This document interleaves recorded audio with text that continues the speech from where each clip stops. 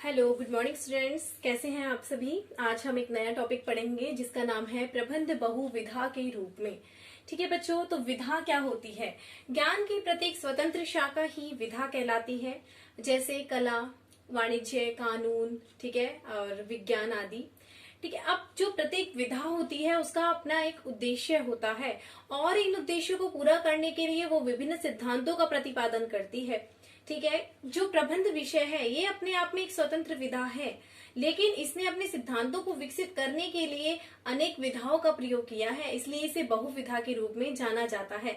जैसे प्रबंध ने अर्थशास्त्र, मानव शास्त्र, समाजशास्त्र, इतिहास, इलेक्ट्रॉनिक्स, ठीक है, जीव विज्ञान, भौतिक विज्ञान, मनोविज्ञान, व्यवहार विज्ञान, इन सभी विधाएं जो हैं इनमें से कुछ कुछ सिद्धांत लिए हैं और उसके आधार पर उनको उनका एकीकरण करके उन्हें प्रबंधकों के द्वारा यूजफुल बनाया है, जिससे कि प्रबंधक उन्हें यूज कर सके।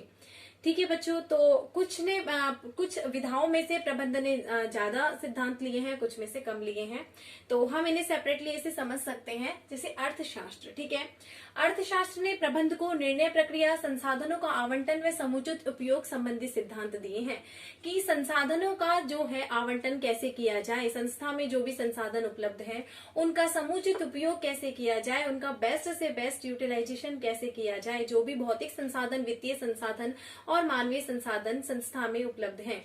नेक्स्ट है राजनीति शास्त्र। राजनीति शास्त्र ने इस प्रबंध को संगठन संरचना, संगठन के सिद्धांत, नौकरशाही आदि से संबंधित सिद्धांत प्रोवाइड किए हैं। ठीक है, कि संगठन की संरचना कैसी होनी चाहिए। राजनीति शास्त्र ने जो है प्रबंध में संगठन संरचना, संगठन के सिद्धांत और नौकरशाही आदि से संबंधित सिद्धांतों को जो है सिद्धांतों को विकसित करने में योगदान किया है। ठीक है, जीव विज्ञान व मनोविज्ञान ने व्यक्ति के व्यवहार को समझने एवं उसे नियंत्रित करने संबंधी कार्यप्रणाली को विकसित करने में योगदान दिया है, क्योंकि किसी भी व्यवसायिक संस्था में एक मानवीय संसाधन का बहुत इंपॉर्टेंट रोल होता है।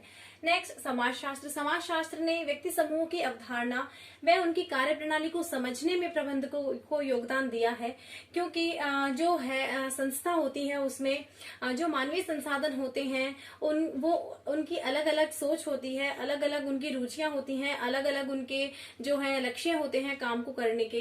तो समाजशास्त्र से जो है प्रबंध ने व्यक्ति समूह की अवधारणा और उनकी कार्यप्रणाली को समझने में योगदान लिया है, क्योंकि जो व्यावसायिक संस्था होती है उसमें जो है सभी सामूहिक रूप से कार्य करते हैं।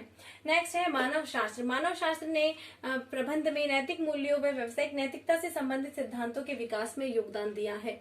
ठीक है, तो हम देख सकते हैं कि प्रबंध ने जो इन सभी विधाओं से है इनसे अलग अलग सामग्री को लिया है और प्रबंधकों के प्रयोग करने इसे लायक बनाया है। तो इसलिए हम कह सकते हैं कि प्रबंध जो है एक बहुविधा के रूप में है, यानी प्रबंध को हम बहुविधा कह सकते हैं।